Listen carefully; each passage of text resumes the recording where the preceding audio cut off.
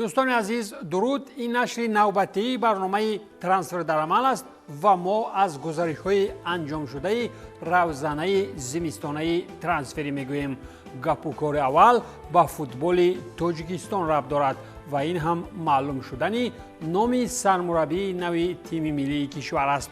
یاوری پتر شاگرد متخصص گرجی گلای شکلادزه سرمربی تیم ملی کشور تعیین گردید و این را اول رسما فدراسیون فوتبال تاجیکستان اعلان کرد و بعدا اطراف این همه رسانه‌های کشور سراسیمه‌وار گفتند. این کمک رسان اینشتین در دو دسته منتخب 2 سال اخیر فعالیت داشته در کل آن کامیابی‌های تیم ملی البته شریک است. او با شاگرد از زمان تیم جوانان گرجستان همکاری داشته، حتی با خرواتی تا به افغانستان رفته است. از این پس باشد وظیفه سرمربیگی را پورا با او باور کردند. به نظرم در صف دسته منتخب یگان چیز به استثنای 2 مورد تغییر نمی‌یابد. دادزنی‌های هر موردی تاجیکستان به پیش و سلام کنی‌ها با هر نفر را شاگرد با خود برد، ولی گپ و کاری دیگر در منتخب باشد چه خیلی 2 سال اخیر بود همان خیل رفتن میگیرد. مهمتر از همه نتیجه ها بهتر شوند و انتظام از بین نرود. نوید دیگری الهام بخش و خوشبین کننده برای فوتبال وطن این دروازه‌بان نو از روسیه است. چند پیش الک باکلوف دروازه‌بان باشگاه اوفا با گرفتن شناسنامه تاجیکی به همگان درک داد که در دلخواه حالت میتواند به صف تیم ملی همراه شود. داشتن رستمی دستان البته خوب است، ولی باشد که چنین رستم‌های زمان در فوتبال تاجیکان بیشتر و باز هم خوبتر باشند. چطور میگویند با یک گل بهار نمیشود. بعد تغییرات کادری تیم منتخب اگر یک بار به تامین کننده منتخب از بازیگران اساسی یا خود استقلال نظر کنیم، آنجا هم بعد تغییرات کادری نو به لگند فوتبال ملت محسن محمدیف جای نماند. همینطور محسن محمدیف برای از نو زنده کردن دسته وخش به باختر به راهبری رفت. او در وظیفه دیرکتور دسته وخش اسرائیل شریپوف را عوض کرد، نفری که بعد 30 سال فعالیت اکنون باید وظیفه دیگر یابد. در پی تغییرات در ساختار راهبری کننده استقلال باشد بچه خودی و نفری نازیان در همه دور زمان برایشان وظیفه گرفت. این هم نوردین دورانوف است که به وظیفه دیرکتور ورزش استقلال تعیین شد و از این پس باید که گپ و کار را رئیسانه و جدی تر کند. بعد گرفتن این وظیفه معلوم شد که دورانوف به مسند ورزشی خویش نقطه گذاشته حیات ورزشیش را چون منیجر از صحیفه اول سر می کند. مهمتر از همه این صحیفه ها سیاه‌نویس و فقط برای رسامی نباشند. دورانوف اگر در زورترین دسته فوتبال وطن وظیفه گرفت، فوزایلوف باشد به وظیفه سرمربیگی نوی دسته سرازم پنجکند تعیین شد. سرازم سال گذشته از لیگ دوم منطقوی به لیگ یکم آمده، با گفت خودشان باید به لیگ عالی روند. فوزایلوف سالهای اخیر در دسته‌های ریگارد تداس، برخچی ایسار، دسته نورسانی تاجیکستان U17 فعالیت داشت.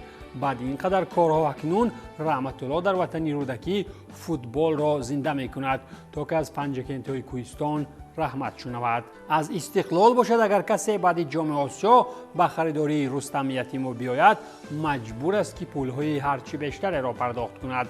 رستم هم خود چند پیش گفته بود که در صورت پیشنهاد ترانسفری تیم خریدار باید به استقلال یگان سوم دهد. بعد هنرآزمایی خوب در جام آسیا 23 ارزش یک قطار فوتبال بازان تاجیک از روی فرضیه سامانه مشهور ترانسمارکت بالا رفت. یکی از آنها البته رستم یتیموف است که نرخش از 900,000 یورو به طور رکوردی به 1.2 میلیون یورو بلند شد.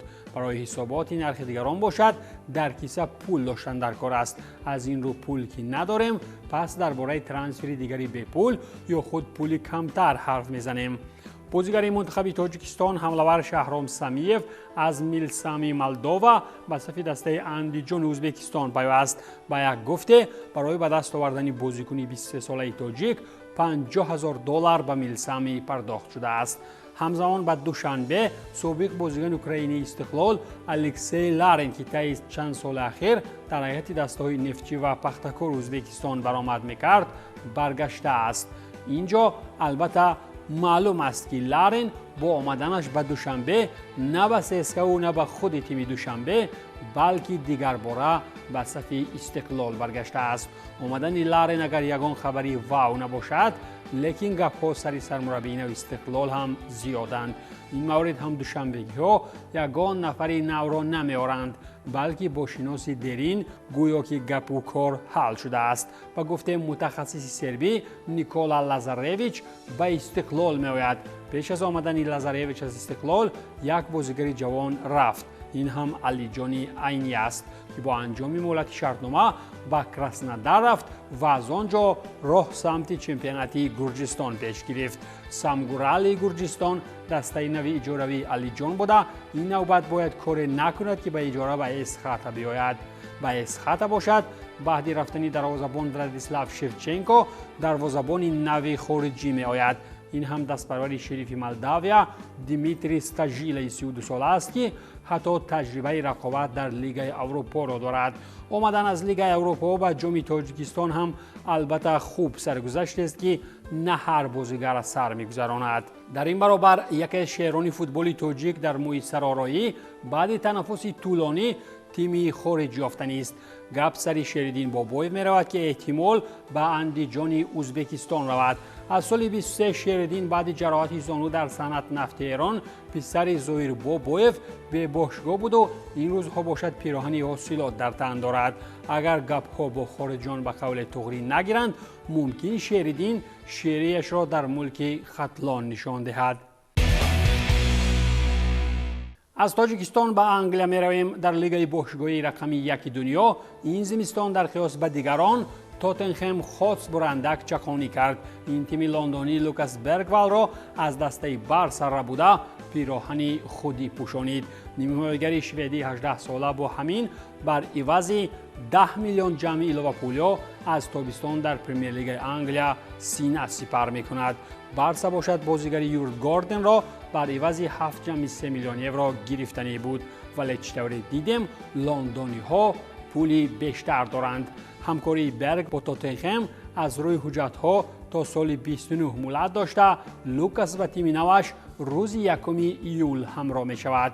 تا تابستان اگر دیگر توتنهام پرمیر لیگ انگلیا را با زینه دهم هم اشغال کند، قراری برآورده شوئدی جوان را نه پشیمانی دیگر می کند و نه یگان تنگه زیادتی دیگر. تیم انگلیسی ولی میان حال در پرمیر لیگ انگلیا نوتینگهام فارست باشد جا وارل را به بشکتاش ترکان به اجاره روان کرد. سروانی دست از ماه دکبر حتی رنگ سبزه میدان خودی را ندیده بود. بر زمین اجاره تیم ترکی می تواند باز در صف دسته اساسی بازی کند. در برابر بازیگری دیگر اسکات مکین ماه دکبر نیز از صف بیرون کرده بود و سببش را هم دیگر نگفتند. خلاص که چند دستگیدار گریختگان دیگر هم چمپیونات ترکان خودی کرده بود. با یک گپ می توان گفت که سوپر لیگ ترکی عجب صغیر پرور بوده است. تورنه ها از ساحل برایتون باشند با دنیوی ها سودای زمستانی کردند و از نورشلند ابراهیم عثمان را با نرخ 19.5 میلیون یورو آوردند. شرطنامه با عثمان با 5 سال بسته شده. بازیگری کناری 19 ساله به صف تیم نوش تابستان همراه می شود. موسم جاری عثمان در چمپیونات دانیا از 16 بازی با 4 گل و 1 پرتافت گلی بیرون شده است. محمد داوود اگر در برایتون کوه را چپه کردن نتوانست، اکنون نوبت ابراهیم عثمان آمده است. میبینیم که از تابستان این جوان به چی کار رسیده میتواند. زنبورهای برنتفورد باشند با بهترین شانزنی بریوگه ایگور تییاگو بر عوض 30 میلیون پوند استرلینگ شرطنامه بستند. این بازیگر هم در قطار دیگران تابستان به انگلیا می رود. با قول نوشته های گاردین برنتفورد از برای برزیلی 22 ساله قریب 30 میلیون پوند استرلینگ 35.1 میلیون یورو پرداخت می کند. اینسایدر فابریزیو رومانو باشد قید کرده است که خود بریوگه تییاگو را از لودوگورتس با ارزش کمتر از 8 میلیون یورو تابستان سال 23 خریداری کرده بود. این هم بازیگر است که 16 گل در 24 بازی یوپیلر لیگ بلژیک دارد و از برای چنین آمارهای پربار انگلیس ها هم 30 میلیون از برایش حیف ندانستند. در مادرید اسپانیا باشد رایو والکانو مربی وضع کرد و با اینیگو پرس 36 ساله که عموما تجربه سرمربیگی نداشت از خود رئال مادرید دخول وزنین هم کشیده گرفت، شرطنامه امضا کردند. بعد از وظیفه جواب دادن فرانسیسکو خاویر رودریگز بر نفر 36 ساله کار را باور کردند. این هم نفری گردید که ماه یولی سال 22 ختم مسند ورزشی نمود و با سرمربی پیشین رایو والکانو چون یاور سرمربی کار کرد. رایو تا بازی با رئال تنها یک پیروزی در 14 بازی اخیر چمپیونات اسپانیا داشت و در زینه 14 هم بود. در وقت فوتبال بازی باشد اینیگو چون نیم حمایتگر مرکزی در صف اساسونا، نومانسیا، اتلتیک و تیم‌های دیگر اسپانی برآمد کرده است. اکنون باید کاری کند که رایو غرق ناکامی نشود و از اولین تجربه مربیگیش همه به نیکی یاد کنند. بعد آن که در اسپانیا کپ از پس اندری لونین اوکراینی فراموش شد، رئال مادرید باز یک دروازه‌بان اوکراینی دیگر آورد. رئال نوبت دروازه‌بان 17 ساله اوکراینی ایلیا والوشین را شامل تیم کرد. والوشین در صف باشگاه از دیویزیون سوم اسپانی رایو ماجادالوندا به رئال مادرید آمد و شرطنامه تا تابستان سال 26 امضا نمود. از این پس این دروازه‌بان در صف رئال مادرید 3 در دیویزیون پنجم بازی می‌کند. رایو ماجادالوندا باشد از این ترانسفر 70,000 یورو گرفت و اگر والوشین به دسته یکم مادرید راه یابد پس باشگاه پیشینش 750,000 میگیرد. با کلی لیورپول این مبلغ میتواند تا 1.2 میلیون یورو زیاد شود. با قول ایس نسبت والوشین همچنین دستهای بنفیکا و یوونتوس مراق ظاهر نمودند ولی او رئال را انتخاب کرد. اکنون یک مرتبه دقت کنید که احمدانی کمالوف هم یک زمان در رایو ماجادالوندا بود ولی بعداً به لیگ عالی ما به استقلال آمد. پیشروی یا خود پروگرس در مسند ورزشی کمالوف و والوشین را تنها بعد پاسخ به سوال یکم میتوان تحقیق کرد.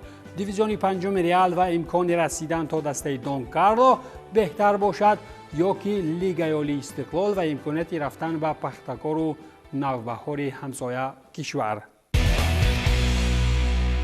یک دسته دیگر از انگلیا با نام وست هم یونایتد باشد این زمستان دو بازیگرش را گسیل کرد. یکی از آنها پابلو فرنالدز بود که بر عوض 8 میلیون یورو به بتیس آمد. ترانسفری که قریب عملی شدنش در خطر بود اخیراً به حقیقت تبدیل یافت. نیمه‌بازیگر اسپانی 27 ساله که پیشتر در لالیگا در صف مالاگا و ویلیارئال بازی میکرد با دسته از سویلیا تا تابستان سال 29 شرطنامه امضا کرد.